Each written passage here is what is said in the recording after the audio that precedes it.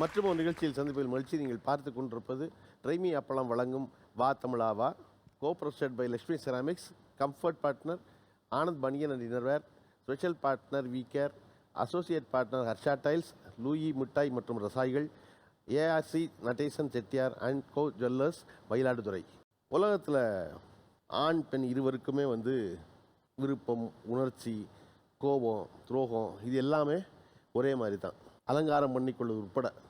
ஆனால் அந்த அலங்காரத்தோடு சேர்த்து அசசரிஸ்னு போகும் பொழுது பெண்ணுக்கான வாய்ப்பு நிறையவும் ஆணுக்கான வாய்ப்பு ரொம்ப கொஞ்சோண்டுமா மாறிடும். அதிகபட்சம் என்ன செய்ய முடியும்? கையில் வாட்ச் கட்ட முடியும்.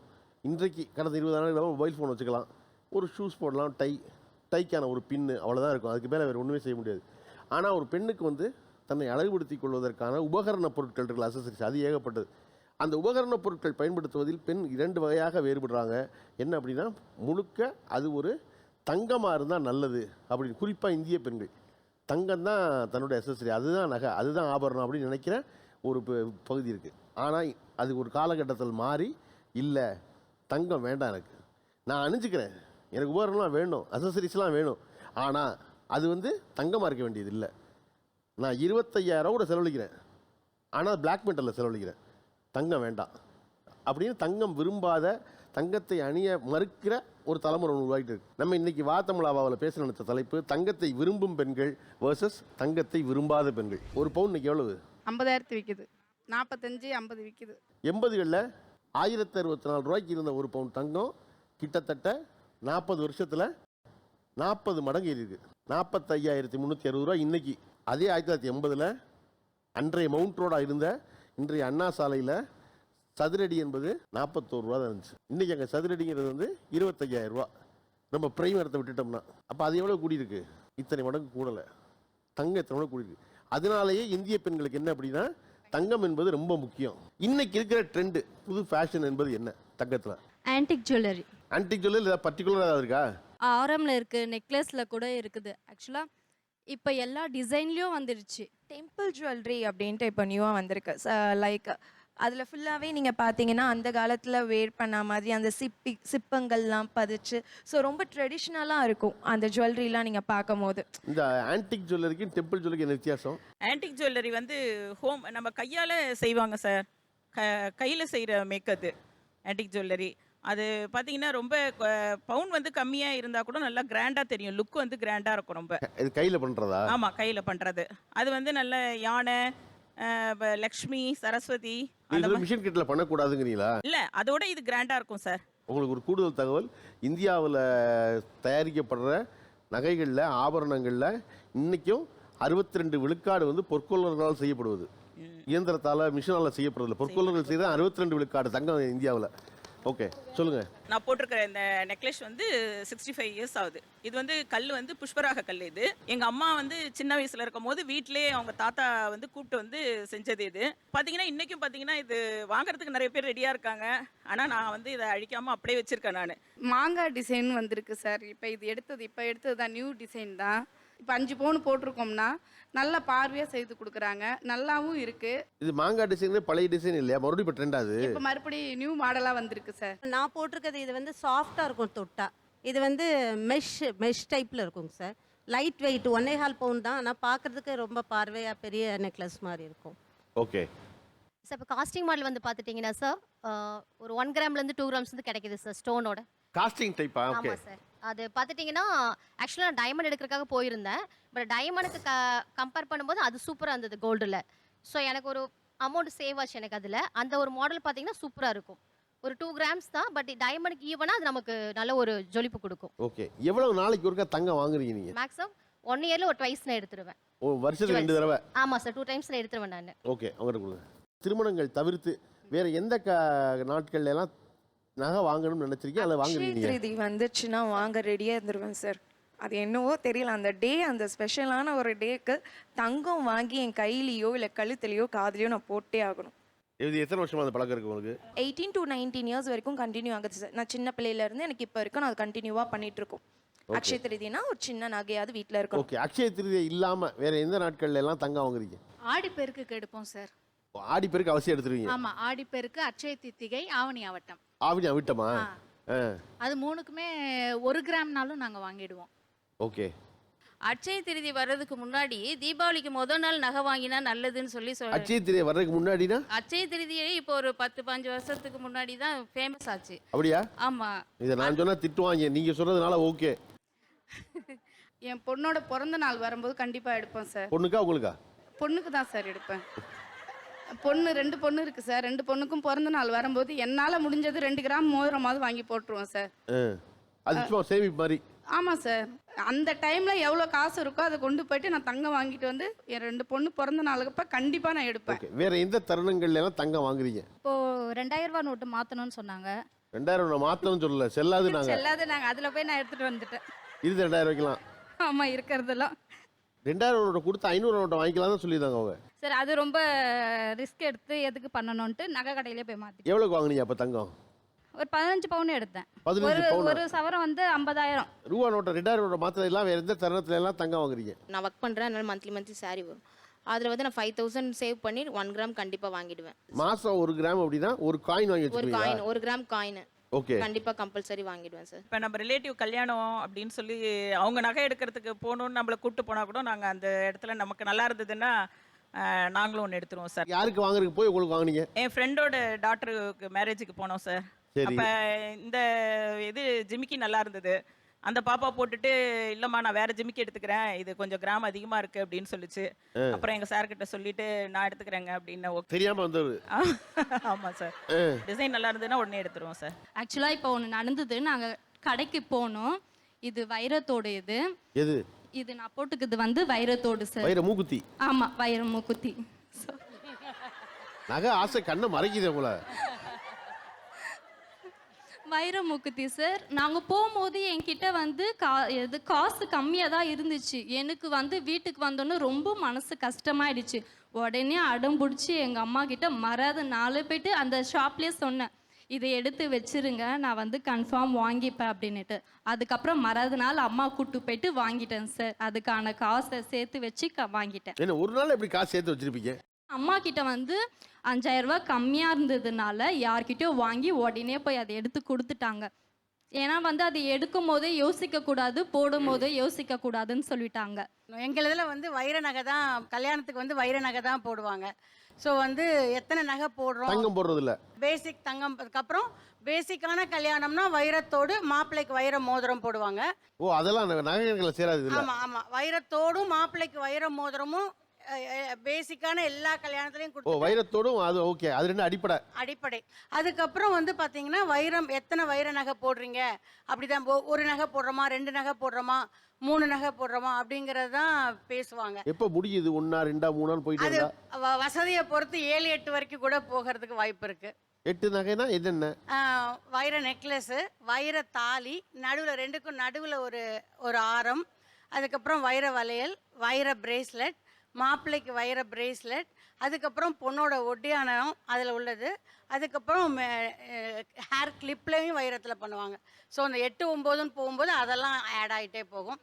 அதுக்கப்புறம் இந்த நகைன்னு கணக்கு பேசுகிறாங்க இல்லையா, அந்த மற்றவங்களில் பவுன் பேசுகிற மாதிரி பேசுறது வந்து 3 நகை, 2 நகை, 1 நகை. அதாவது 3 முக்கியமான நகை எது? 3 முக்கியமான நகைனா நெக்லஸ்ஸு, வைர தாலியாகவும் செய்கிறாங்க, இப்போ பிள்ளைங்க அதை டாலராகவும் செஞ்சுக்கிறாங்க. சரி. வைர வளையல். வைர வளையலா? வளையல். 4வது வந்து வைர பிரேஸ்லெட். அது ஒரு செட் எடுத்து போட்டுக்கலாம் அப்படியே வெளியே போனா. போட்டாக்க வைர தாலியா போட்டுக்கும் போது கோல்டு ஜுவல்லரி எல்லாமே வைர செட்டாவே அவங்க போட்டுக்குவாங்க. இல்ல நீங்க வைரத்தாலி கையை நீட்டிக்கிட்டே இருக்கீங்க, அது வந்து தாலிங்கிறது மாங்கல்யம் வைரமா அல்லது மொத்தமே வைரம்? அந்த ஆரமே வைரத்துல இருக்கும், தாலியும் வைரத்துல இருக்கும். ஓ அதனாலதான் அது வைரத்தாலியா? இப்படியா? ஆமா.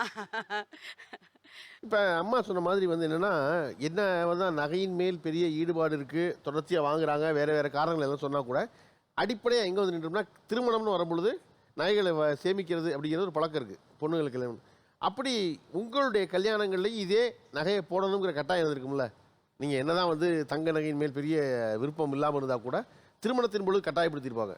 அப்படி நீங்கள் போட மாட்டேன்னு சொல்லும் பொழுது போட்டுக்கணும்னு சொல்கிறவங்க என்ன சொல்கிறாங்க, அல்லது அவங்களை எப்படி சமாளிக்கிறீங்க? இப்போ வந்து எந்த மேரேஜ்லேயுமே அந்த பிரைட் வந்து கோல்டு போட்டு நான் பார்த்ததில்ல. எல்லாருமே மேக்கப் புக் பண்ணும் போதே போய் எனக்கு இந்த செட்டு வேணும், இந்த டெம்பிள் ஜுவல்லரி வேணும், இந்த ஸ்டோன் வச்சு வேணும். ஏன்னா எல்லாருமே சாரிக்கு மேட்சாக தான் வாங்குறாங்க.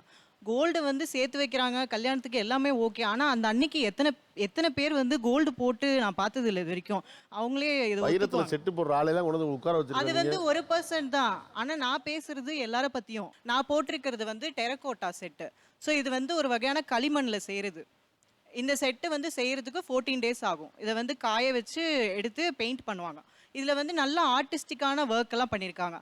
இதே கோல்டில் வந்து ஒரு ஸ்டேட்மெண்ட் பீஸ்ன்னு அவங்க எதுவும் சொல்ல முடியாது. கோல்டுக்கு ஒரே கலர் தான் இருக்குது. அது வந்து எப்படி போட்டாலும் கோல்டாக தான் இருக்கும். அப்படி நம்ம சொல்ல முடியாது. இப்போ வந்து அந்த டெரகோட்டாலாம் என்ன இருந்தாலும் மண்ணு தான். அதை போடுறதுக்கு மனசு வரவே வராது. மனசு வந்து தான் போட்டுட்டு ஷோக்கு வந்து உட்காந்துருக்கேன். நீங்க வராதுன்னு உங்களை மாதிரி ஒருத்தர் அது எவ்வளவு நல்ல வார்த்தையில, இது வந்து களிமண்ல ஒரு வகை, அதை 14 நாள் சுட்டு நாங்க பண்றோம், அதுக்கு பேர் டெரகோட்டான்னு பேர் வச்சிருக்கோம். நான் ஒரு கலையை வளர்க்கிறேன். நான் காசு கொடுத்து ஒரு கலையை வந்து வளர்க்கிறேன். அதான் அவ்வளவு தூரம் நீங்க வந்து பக்குவப்பட்டு எல்லாம் சொல்லி முடிச்சா என்ன இருந்தாலும் மண்ணு தானே அப்படி அழைக்கிறாங்க அவங்க. கலையை வளர்க்கறதுக்கு டெரகோட்டால வேற விதவிதமா எத்தனையோ கலை பொருட்கள் இருக்கு, எல்லாம் இருக்கு.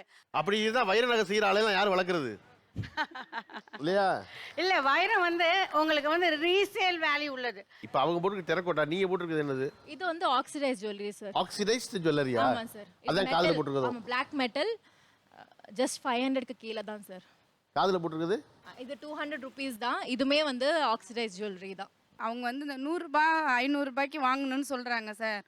அதுவே வந்து இப்போ பியூட்டி பார்லருக்கு இவங்க சொல்கிறாங்கல்ல, போகும்போதே நாங்கள் அட்வான்ஸ் கொடுத்துட்டு வந்துடுவோம் அப்படின்னு. அதையே அவங்க 12,000 15,000 ஒரு நாளைக்காக கொடுக்குறாங்க சார். அந்த ஒரு நாளைக்கு நாங்கள் 12,000 2 கிராம் கோல்டு காயின் வாங்கி வச்சு நாங்கள் யூஸ்ஃபுல்லாக வச்சுக்கிறோம். அதை ஒரு நாளைக்காக நாங்கள் 12,000 வேஸ்ட் பண்ண விரும்பல சார். இவ்வளவு பிரமாதமா கண்ணை பிரிக்கிற ஒன்று 200 ரூபாய்க்கு கிடைக்கும்னா சார் அந்த 200 ரூபாய் பொருள் ஒரு வாரம் கூட தாக்கு பிடிக்காது சார். ஃபேட் ஆயிடும் சார் கொஞ்ச நாள்ல.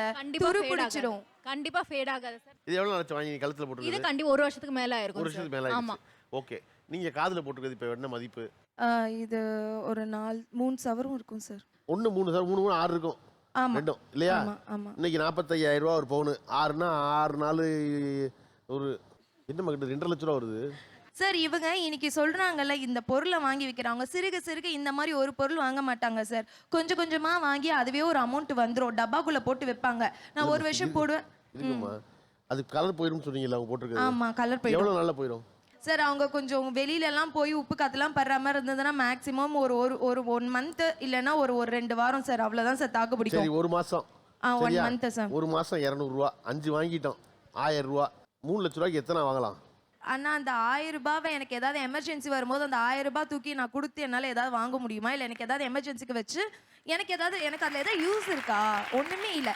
இதுவே நான் இப்போ போறேன் சார், இந்த ஒரு மோதிரமே வச்சுக்கோங்களேன். ஒரே ஒரு லாஜிக் என்னமா சொல்லுவாங்க அவங்க, நீங்க 3 லட்ச ரூபாய் தோடு வாங்குறீங்க, அவங்க வந்து 300 ரூபாய் தோடு வாங்கிட்டு மிச்சம் 2,99,800 ரூபாய் கையில் இருக்கு. ஒரு அவசரம் வராது, அந்த பணத்தை எடுத்து செலவு தர வேண்டியதானே சார்? எமர்ஜென்சின்றது சொல்ல முடியாது சார். அவசரம்ன்றது இது எப்ப ஒரு முக்கியமான வேணும்னாலும் விஷயம். வரலாம். என்னன்னா பெண்கள் வந்து இங்க வந்து தங்கத்தை வந்து வெறும் நகையா மட்டும் பார்ப்பதில்லை, அது ஒரு முதலீடா பாக்குறாங்க. இப்ப நீங்க யாரும் வந்து அது முதலீடா பாக்குறது இல்ல, அது வெறுமனே நகையா மட்டுமே பாக்குறீங்க. அந்த அம்மா வந்து நான் வந்து ஒவ்வொரு மாசம் போய் 1 கிராமாவது வாங்கிடுவேன், அது கட்டாயம் அப்படி சொல்ற காரணம் அது வந்து சேமிப்பு தான். தனியா போய் 6,000 ரூபாய் சேமிக்க மாட்டோம், அதுக்கு பதிலாக ஒரு தங்க காயின் வாங்கிடுவோம், அது சேமிப்பு அப்படின்னு நினைக்கிறாங்க. அப்படி இருக்கும் அதையே உங்களுக்கு வேணாம் நினைக்கிறீங்க. ஸோ வெரைட்டிஸ் ஆஃப் ஆப்ஷன்ஸ் இருக்குது இந்த இன்வெஸ்ட்மெண்ட் பண்ணதுக்கு. இந்த கோல்டில் தான் நம்ம வந்து சேமிப்பு பண்ணி நம்ம வந்து வாங்கணும்னு கிடையாது. இப்போ எஸ்ஜிபின்னு ஒன்று வந்துடுச்சு, கவர்மெண்ட் வந்து கொண்டு வந்திருக்காங்க, சோவரின் கோல்டு பாண்ட்னு சொல்லிட்டு.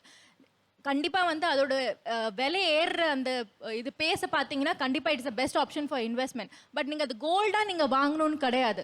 நீங்கள் எஸ்ஜிபியாக நீங்கள் வாங்கினீங்கன்னா கண்டிப்பாக அதில் கவர்மெண்ட் வந்து 2.5% இன்ட்ரெஸ்ட்டும் தராங்க, சேர்த்து வச்சுக்கோன்னு சொல்லிட்டு. அப்படியா? கோல்ட் பாண்ட் வந்து லாக்கிங் பீரியட் இருக்குது சார். நானே ஒன்று போட்டிருக்கேன், எங்கள் ஹஸ்பண்ட் வந்து ரொம்ப கம்பல் பண்ணி போட சொன்னாங்க. அது வந்து 5 இயர்ஸ் லாக்கிங் பீரியட் கண்டிப்பாக இருக்குது. இப்போ இதுனா வந்து நான் எடுத்துகிட்டு வந்து போட்டுக்கலாம். 5 இயர்ஸ் லாக்கிங் பீரியட்னா 5 வருஷம் எடுக்க முடியாது. ஆமாம், எடுக்க முடியாது அந்த அமௌண்ட். இன்ட்ரெஸ்ட் மட்டும் வந்துட்டு இருக்கும், ஆனால் 5 வருஷம் கண்டிப்பாக எடுக்க முடியாது அந்த அமௌண்ட். லாக்கிங் பீரியட் மாதிரி வச்சிருப்பாங்க. இவங்க வந்து சவரனா வாங்குறாங்க, நீங்க வந்து அதுக்கு பேர் என்ன? எஸ்ஜிபி. எஸ்ஜிபி. ஓகே, அது எஸ்ஜிபி ஒரு நாள் எடுத்து காதுல மாட்டிக்கவே முடியாதுல்ல? தேவையில்லையே சார், அதுக்கு தான் நமக்கு வந்து ரொம்ப அதுக்கு பெட்டர் இல்ல, காதுல மாட்டிக்கிறேன், அவசர தேவைன்னா அன்னைக்கு நான் கரெக்ட் வித்துக்கிறேன். சார். அதுல வேஸ்டேஜ் இருக்கு சார். நீங்க டெய்லி பேசிஸ்ல நான் இப்போ இந்த டெய்லி பேசிஸ்ல நான் இது போட்டா கூட எனக்கு அவ்வளவா உறுத்தாது. Okay. எனக்கு வந்து ரொம்ப கம்ஃபர்டபுளா இருக்கு. நீங்க இந்த பார்க்க தான் பெருசா இருக்கே தவிர it is very weightless. But அவங்க போட்டிருக்கிற நகை வந்து டெய்லி பேசிஸ்ல இதே மாதிரி நீங்க அவங்க போட முடியுமா? இவங்க சொல்வதை போல யாரெல்லாம் தங்கத்தை அணிந்து கொள்வது என்பது மிக அசௌரியமானதுன்னு நினைக்கிறீங்க? ஃபங்க்ஷனுக்கு தங்க நகை போட்டுட்டு போகிறோன்னு வச்சுக்கோங்களேன், சொந்தக்காரங்க ஒரு சில பேர் இருக்காங்க, அவங்க வந்து பார்ப்பாங்க. அதாவது நம்மளை வந்து டேரெக்டாக இது எத்தனை பவுன்னு கேட்க மாட்டாங்க, அப்படியே ஸ்கேன் பண்ணுவாங்க. கழுத்துலேருந்து கால் வரைக்கும் எத்தனை பவுனு, எப்படி இருந்தால் பாரு, இப்போ எப்படி போட்டிருக்கா பாரு அப்படின்னு ஸ்கேன் பண்ணிவிட்டு அதுக்கப்புறமா அவங்க வந்து நல்லா வசதியாகிடுச்சு அப்படின்ற மாதிரி பேசுவாங்க. ஸோ அதுக்கப்புறம் என்ன பண்ணுவாங்கன்னா, கொஞ்ச நாள் கழிச்சு கடன் கொடு, இல்லை காசு கொடு, எனக்கு கஷ்டமாக இருக்குது அப்படின்வாங்க. இதுக்கு பயந்துட்டு நம்ம இல்லைன்னு சொல்லவும் முடியாது, இல்லைன்னா இவ்வளோ நகை போட்டிருக்காளே அப்படின்னும் பேசுவாங்க.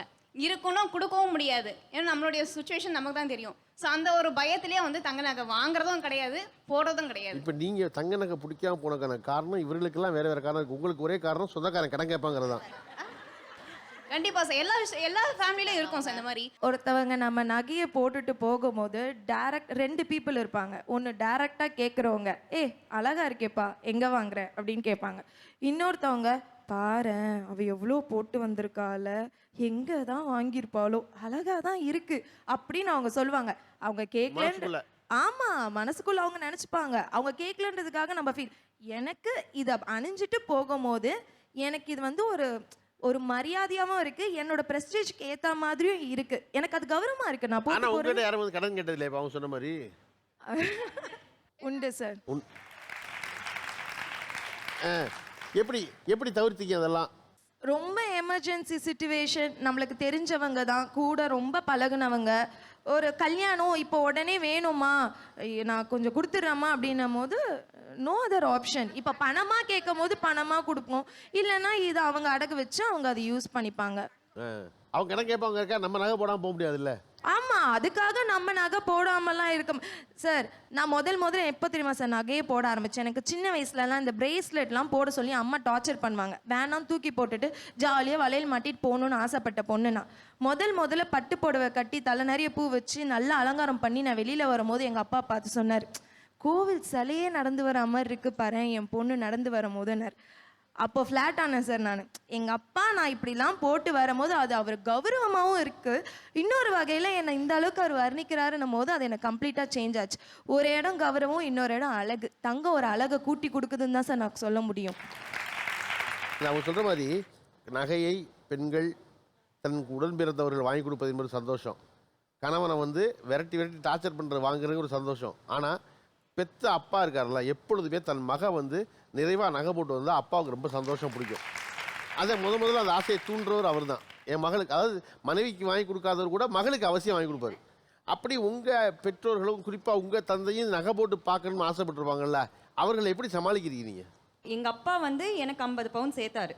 எனக்கு நகை சேர்க்கறத மட்டும் கோலா வச்சு ஒரு ஊருக்கு போய் சுற்றி பார்க்கல, எதுவுமே எக்ஸ்பீரியன்ஸ் பண்ணாமல் இப்போ இவ்வளோ வருஷம் கழிச்சு எங்கள் அப்பாவுக்கு 58 வயசு இருக்கும்போது எங்கள் அப்பாவும் அம்மாவும் நார்த் இந்தியா டூர் போயிட்டு வந்தாங்க. இதை வந்து அவங்க சின்ன வயசுலலாம் பண்ணல. எங்கள் அப்பாவோட கோல் எனக்கு அந்த 50 பவுன் சேர்க்கணும் அப்படின்றது மட்டும்தான். சேர்க்கலாம், இன்வெஸ்ட்மெண்ட் தப்பு இல்லை, பட் அது லிமிட்டடாக இருந்தால் போதும். அது மட்டுமே ஒரு சேர்க்க வேண்டாம், அந்த மாதிரி வந்து பண்ண வேணாம். அவங்களும் அவங்க லைஃப்பை வந்து வாழணும்னு நான் ஆசைப்படுறேன். சார், இப்போது திருமணத்துக்கு வந்து நகைகள் முக்கியம், தாலி முக்கியம் அப்படின்னு பேசுகிறாங்கல்ல.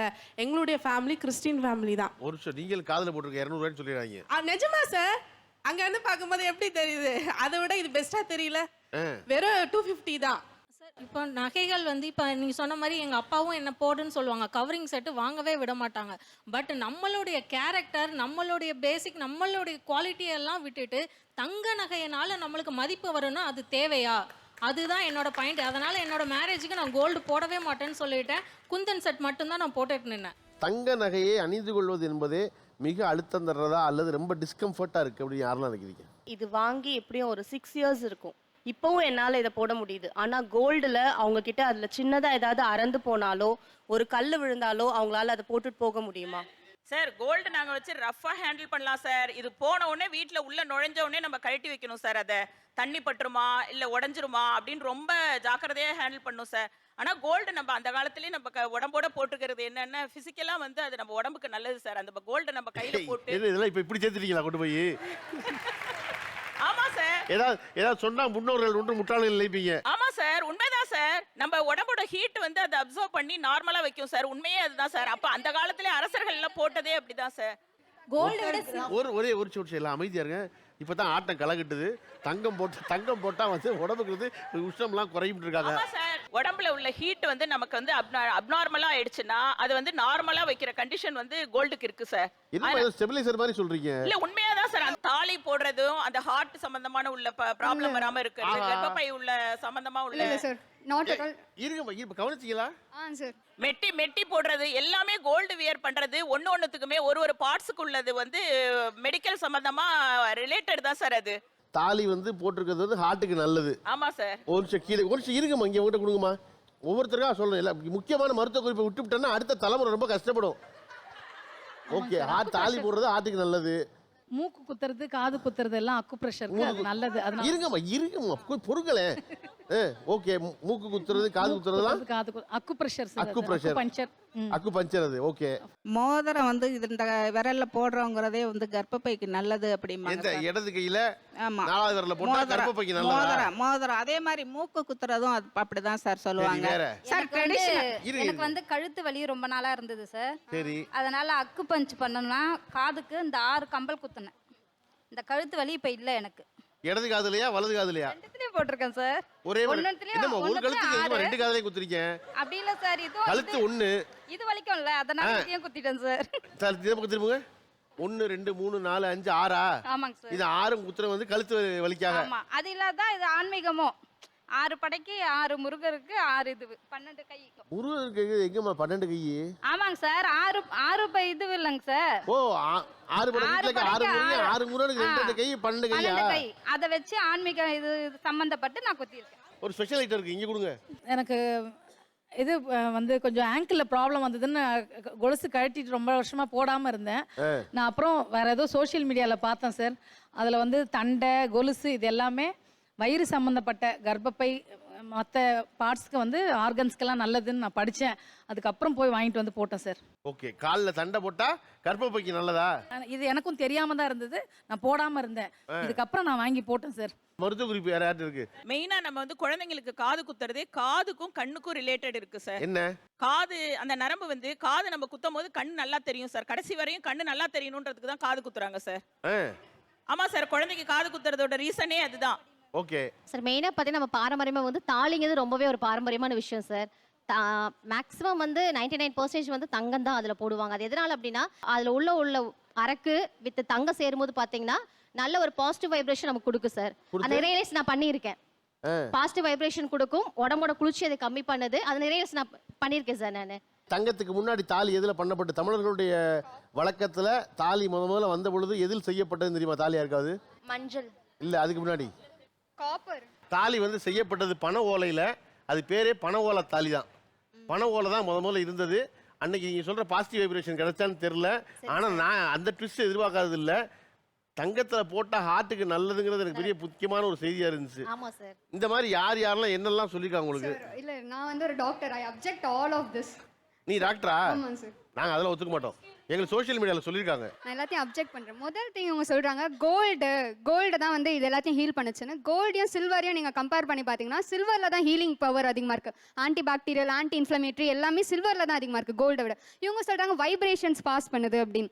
வைப்ரேஷன்ஸ் வந்து கோல்டில் பாஸ் ஆகாது. அப்படி வைப்ரேஷன்ஸ் பாஸ் ஆகுனா காப்பரை விட அதிகமாக வைப்ரேஷன்ஸ் பாஸ் ஆகிற ஒரு கண்டக்டர் நம்ம கிட்ட இல்லை. கோவில் கோபுரங்க கூட காப்பரில் தான் பண்ணி நம்ம நிறையா பார்த்துருக்கோம், கோல்டில் இல்லை. நெக்ஸ்ட் இவங்க சொல்கிறாங்களே நான் காது குத்தினேன் இங்கே சரியாச்சு, காது குத்தினால மூக்கு குத்தினால கண்ணு சரியாச்சுன்னு. அப்படி இருந்ததுன்னா ஒரே நரம்பா இருக்கணும். வெறும் ஹெட் அண்ட் நெக் ரீஜன்ல மட்டும் 12 நரம்பு இருக்கு தனித்தனியா, கண்ணுக்கு தனியா காதுக்கு தனியான்ட்டு. இவங்க ஏதோ ஒன்று பண்ணி ஏதோ ஒன்று நடந்ததுக்கு அது சம்மந்தமே இருக்காது. கழுத்து வலிக்கு காது குத்தினா 6 ஓட்டை குத்தினேன் அப்படிலாம் இல்லை. வெறும் அந்த ப்ரெஷர் பாயிண்ட்ஸ் நீங்கள் அக்குபஞ்சர் 50 ரூபா நீடலை வச்சு அங்கே வச்சு குத்தி அவன் எடுத்தாவே போதும். அதுக்கே 2 பவுன் நகையை வாங்கி நீங்கள் குத்தி அது ஒரு அக்குபஞ்சர் என்பது ஓட்ட போட வேண்டியது இல்லை, குத்தி எடுத்துடணும். ஆமா, தலைவலி வந்ததுன்னா கட்டை விரல்ல அந்த கால் இணுக்குல வந்து குண்டூசி வச்சு குத்துறாங்க. அது தலைவலி இதுவாயிடுது. கட்டை விரல்ல குத்துற ஊசியே வந்து தலைவலி சரி பண்ணும்போது காதுல குத்துறது கழுத்தை சரி பண்ணாதா?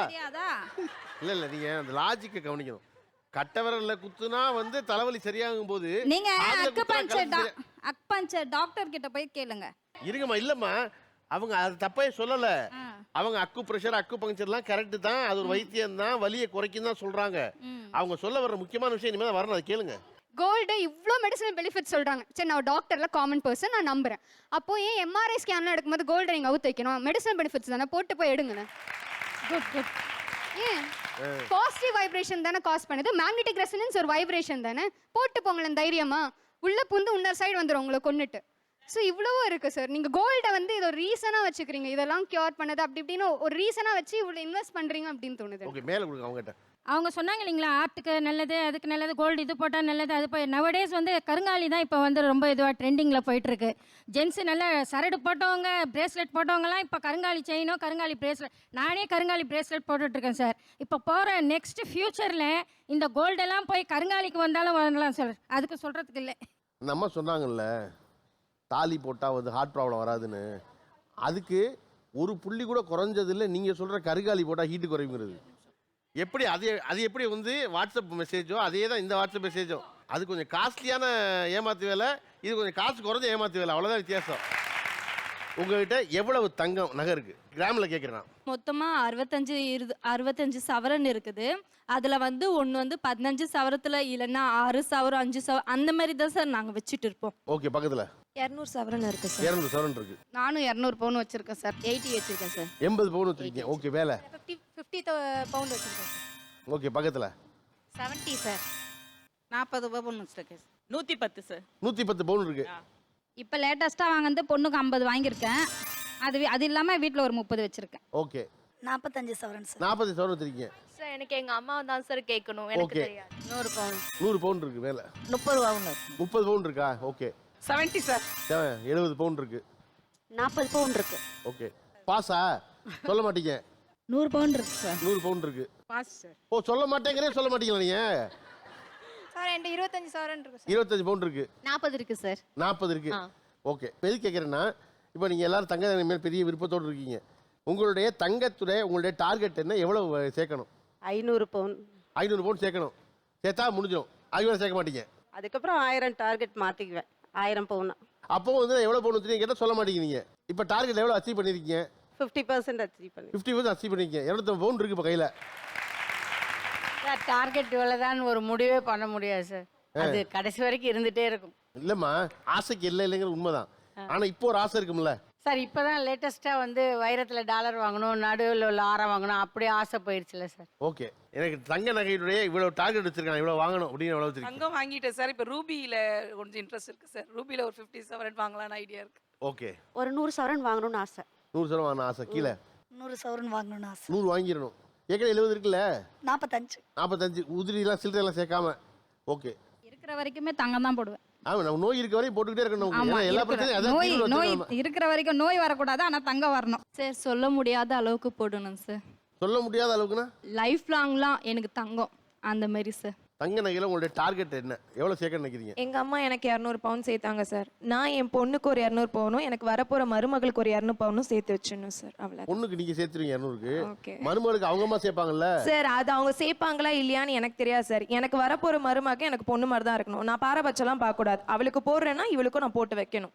ஸோ இப்போ 200 கையில் இருக்கு, இன்னொரு 400 டார்கெட். ஆமாம் ஆமாம். உங்கள் வீட்டுக்கு என்ன பண்ணுறது? ஐடியில் ஒர்க் பண்ணுறாரு. ஐடியில் ஒர்க் பண்ணுறாரா? பண்ணிட்டு இருக்காரு. ஓகே, அவங்கள்ட்ட நான் வந்து ஒரு பொண்ணுக்கு 200 பவுனாவது போட்டு கட்டி கொடுக்கணும் சார். இப்போ எவ்வளோ சேர்த்துருக்கீங்க பொண்ணுக்கு? இப்போதைக்கு 200 வச்சிருக்கேன் சார். 2 பொண்ணும் மேரேஜ் பண்ணி கொடுக்குற அளவுக்கு தான் வச்சிருக்கேன். அவங்களுக்கு வந்து இதோட முடிஞ்சிடாது சார். 2 பொண்ணையும் கல்யாணம் பண்ணி கொடுத்தோம்னா அடுத்தது அவங்களுக்கு அடுத்தது வளைகாப்பு வரும், அதுக்கு அடுத்தது அவங்க குழந்தை பிறக்கும், அதுக்கு அடுத்தது அவங்க காது குத்துவாங்க. அடுத்த ஜென்ரேஷன் வர வரைக்கும் கண்டிப்பா சார் ஒரு தாய் வீட்டு சீர் வந்து இந்த தங்கத்தாலே போயிட்டு இருக்கும். தினம் தினம் நேற்று கூட பாருங்க டிவியில் பார்த்தா 600 ஏறி இருக்கு ஒரு பவுனுக்கு. அப்போ வந்து பவுனு விலை இருக்க இருக்க உயர்ந்துட்டு தானே சார் இருக்கு, பவுனு விலை குறையிலையே. என்னைக்கும் தங்கம் தங்கம் தான். புதைச்சி மண்ணில் வச்சாலும் தங்கத்தோட மதிப்பு என்னைக்கும் குறையாது சார். இதுதான் உண்மையான விஷயம். சார் நான் இப்போ 80 பவுன் வச்சிருக்கேன் சார். எனக்கு ஒரு 50 பவுன் சேர்த்து வைக்கணும், என் பையனுக்காக ஒரு 50 பவுன் சேர்த்து வைக்கணும், வர மருமகளுக்கு வேணும்னு சொல்லிட்டு. எனக்கு ஒரே ஒரு பையன் தான், அதனால அந்த பையனுக்காக நான் 50 பவுன் தனியாக சேர்த்து வைக்கணும் அப்படின்னு சொல்லிட்டு. என்கிட்ட இருக்கிறது போக என் பொண்ணுக்கு ஒரு 100 சவரன் சேர்க்கணும் சார். உங்கள்கிட்ட இருக்கு எவ்வளோ இருக்கு? என்கிட்ட 70 இருக்கு. என் பொண்ணுக்கு இன்னொரு 100 சேர்த்தா எனக்கு போதும். ஓகே, இப்போ 2 பேருக்கும் பொதுவான ஒரு கேள்வி. தங்க நகை இந்த இடத்துக்கெல்லாம் அவசியம் போட்டு போகணும், அல்லது எந்த இடங்களுக்கெல்லாம் தங்க நகை போட்டு போனால் நல்லது? இப்போ நம்ம ஃபேமிலிக்குள்ள ஃபங்க்ஷன்னா போட்டுக்கலாம், ஓகே. அதாவது மினிமலாவா நல்லாவா? இல்லை, மினிமம் எது பேசிக்காக போடணுமோ அதை போட்டுக்கிறதே அதுவே ஓகே. ஓகே. ஃபேமிலியை விட்டு வெளியில் போனால் நம்மளுக்கு அன்வான்ட் தான். நம்ம ஹஸ்பண்ட் வந்து நம்ம எப்படி பார்த்துக்கிறாங்கன்றத நம்ம நகையினால தான் சார் நம்ம காட்ட முடியும். நம்ம அவங்கள்ட்ட போய் சொல்ல முடியாது சார் எப்படி பார்த்துக்கிறாங்கன்றத. இல்லை, நகை போடுறத வச்சு தான் நம்மளை நல்லா கவனிச்சுக்கிறாங்கங்கிறது என்ன லாஜிக் அது? கண்டிப்பாக அதுதான் மேடம். எந்த ஃபங்க்ஷன் போனாலும் நம்ம எப்படி நகை போட்டிருக்கோன்றத நம்ம ஹஸ்பண்ட் எப்படி நம்ம பார்த்துக்கிறாங்கன்றத வச்சு தான் எல்லாமே ஜட்ஜ் பண்ணுவாங்க. அது உங்களுடைய மென்டாலிட்டி. உங்களை மாதிரி வந்துட்டு 1% தான் இருப்பாங்க, எங்களை மாதிரி 99% இருப்பாங்க. புரியுதா உங்களுக்கு? இவர்கள் தொடர்ச்சியாவது நகையை பற்றி பெருமையாக பேசிக்கிட்டே இருக்காங்க இல்லையா? இந்த நகை போட்டு வர்றவங்க, நம்ம நகை போடாமல் ஃபங்க்ஷனுக்கு போகிறோம், நகை போடுற விருப்பம் இருக்குது, பெரிய விருப்பம் இல்லை நமக்கு. இந்த நகை போட்டு வர்றவங்க பண்ணுற மினுக்கம் என்ன? அந்த நகையை கவனிக்க வைக்கிறக்கா என்னெல்லாம் செய்கிறாங்க சார்? இப்படி அட்ஜஸ்ட் பண்ணிட்டே இருப்பாங்க சார். அது மட்டும் இல்லாமல் நம்ம கிட்டே வந்து நம்ம போட்டிருக்கிறத பார்த்து எங்கே வாங்கணும்னு கேட்டுருவாங்க சார். கேட்டுட்டு எனக்கெல்லாம் இதெல்லாம் ஒத்துக்காது, இதெல்லாம் நான் சின்ன வயசுலேருந்தே கோல்டு போட்டு பழகிட்டேன், போட்டிருந்தா புண்ணு வந்துடும், உங்களுக்குலாம் ஒத்துக்குது இல்லை அப்படின்னு அப்படியே ஒரு ஆக்ஷனோட சொல்லுவாங்க சார். வந்து நகை போடுறதே மற்றவங்க பார்க்கணும், அது அழகா இருந்தா மற்றவங்க வாங்கணுன்றதுக்காக தான் போடுறோம். இப்போ எப்படி எதுனா ஒண்ணுன்னா அதை அட்ஜஸ்ட் பண்ணி இது பண்ணுறோம். அதுக்காக நாங்கள் வந்து நகை போடாமல் இருக்க முடியுமா, இல்லை அது அழகுக்காக இருக்காமல் இருக்க முடியுமா? வேணும்ன்ட்டே வந்து இது என்னன்னு தெரியல, முடியல மாட்டிகிட்டே இருக்கு, இந்த புது டிசைன் மாங்காய் டிசைன் மாட்டிகிட்டே இருக்கு அப்படின்னுவாங்க. அதுக்கப்புறமா நம்ம அந்த ஒரு செட்ல 3 செய்தி இருக்கு. இது புதுசு, அந்த புது டிசைன் அது பதிய வச்சிருவாங்க. இதுக்கு தான் இந்த கோல்டு மெஷின் கட்டிங்லாம் வாங்கக்கூடாது, ஹேண்ட்மேட் பண்ணோம் அப்படின்றவாங்க.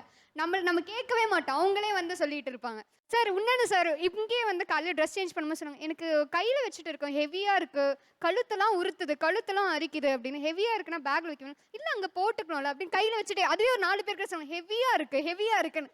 ஹெவியாக இருக்குன்னா ஒன்று பேக்கில் வை, இல்லை கழுத்தில் போடு, ஏன் கையில் வச்சுட்டு எல்லாருக்கிட்டே சொல்லிட்டு வைக்கிறதுக்கு அதுக்கு போடாமே இருக்கலாமே, எல்லாமே போட்டுக்கிறதுக்கு தான் நம்ம நகை எடுத்து வச்சு இருக்கோமே.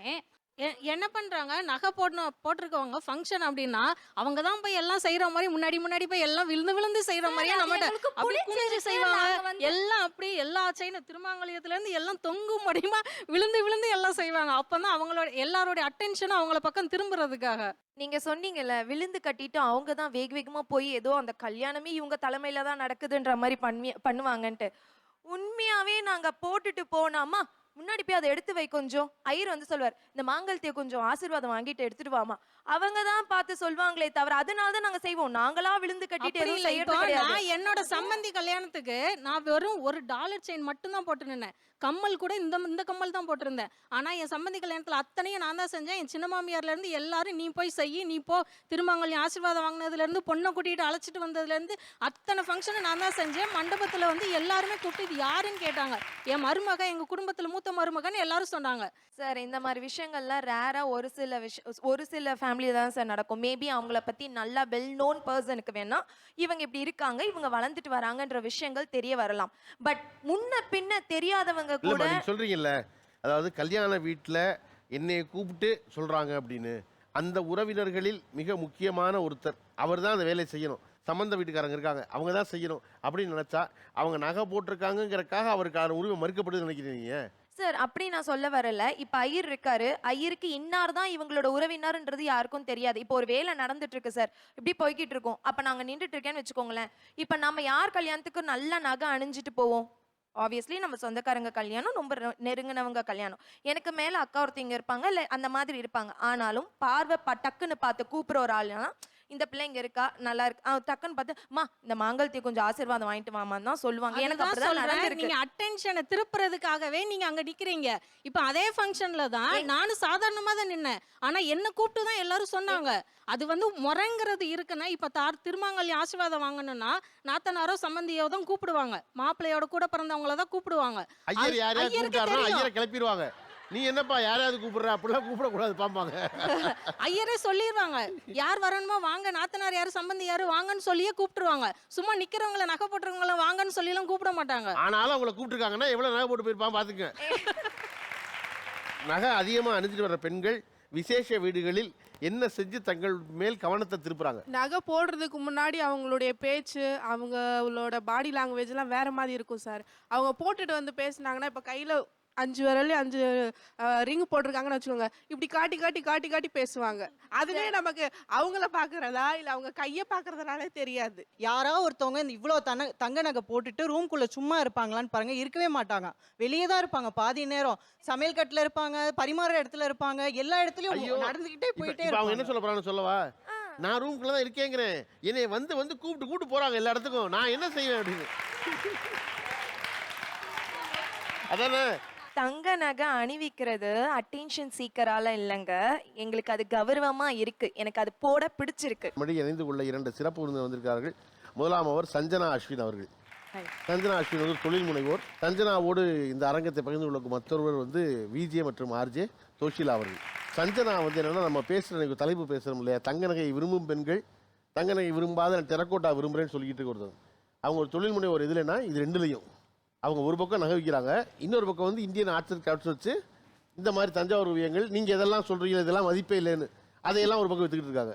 ஓகேவா? அதுவும் செஞ்சு இதுவும் செஞ்சு எனக்கு பெரிய ஆச்சரியமாக இருக்குது. பொதுவாக இதை போல் தங்க நகை இந்த மாதிரி விஷயங்கள் பண்ணுறவங்க வந்து இதுக்கு வரமாட்டாங்க. ஆர்ட்ஸ் அண்ட் கிராஃப்ட்டுக்கு, ஆர்ட்ஸ் அண்ட் கிராஃப்டில் ஃபேமிலி பிஸ்னஸாக இருந்தால் கூட இதுக்கு வரமாட்டாங்க. அல்லது நீங்கள் எப்படி அந்த 2 இடத்தையும் மேனேஜ் பண்ணணும்னு நினச்சிங்க? ஸோ பேசிக்லி 2 கம்பெனி வந்து அப்பா ஸ்டார்ட் பண்ணது தான். ஸோ நான் வந்து ஃபேமிலி பிஸ்னஸ்குள்ளே வரணும்னு நினச்சதுனால 2மே பார்த்துக்கலான்னு நினச்சேன்.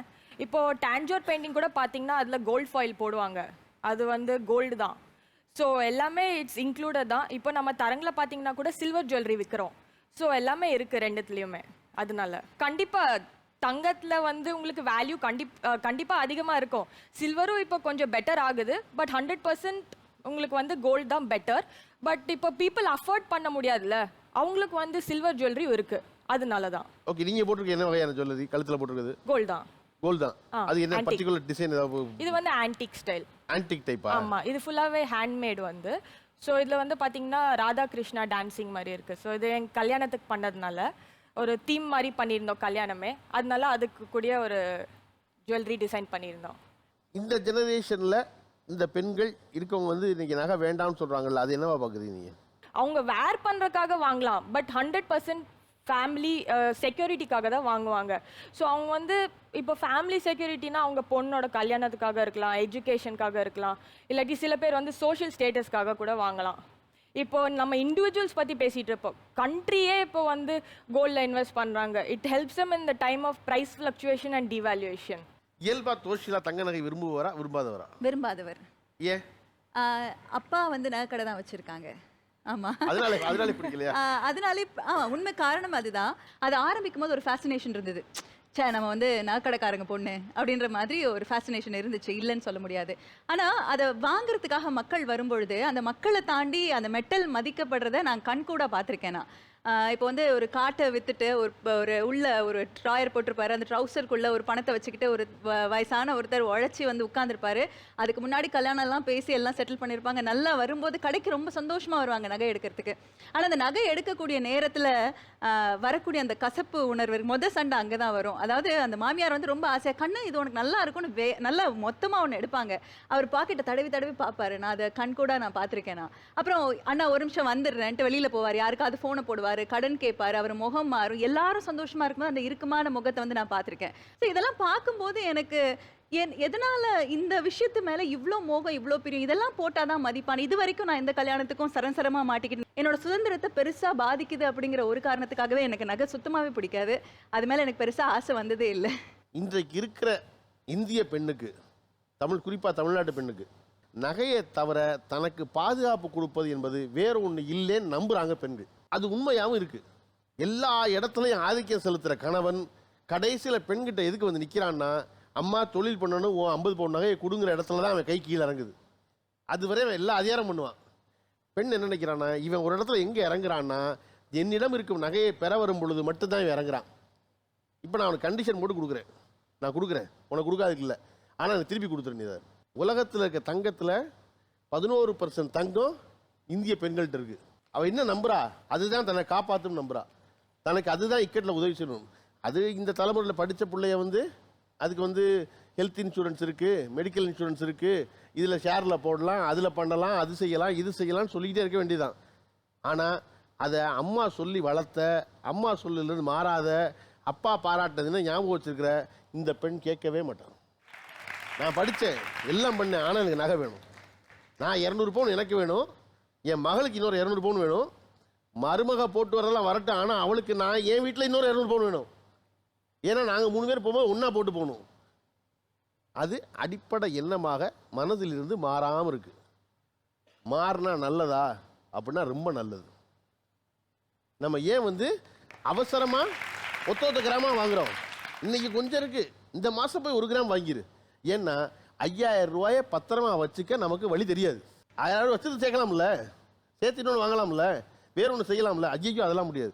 அதை காயினா மாற்றி வச்சுட்டேன்னா நல்லது, பேசாமல் இருக்கும். யாருக்கும் கொடுக்க வேணாம், யார் கேட்டாலும் வச்சுக்குவோம், பத்திரமா ஒளிச்சு மொத்தமாக சேர்த்துக்குவோம் அப்படின்னு. இது போன தலைமுறையுடைய எண்ணம். அது இல்லை இந்த தலைமுறை. இந்த டாக்டர் பேசுகிற கேட்கும் பொழுது எனக்கு அவ்வளோ வியப்பாக இருக்குது.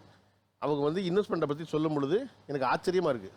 பெண்கள் இவ்வளவு மிக தெளிவாக தங்களுடைய பொருளாதார மேம்பாடு பற்றி சிந்திக்கிறதுக்கு வந்திருக்காங்க.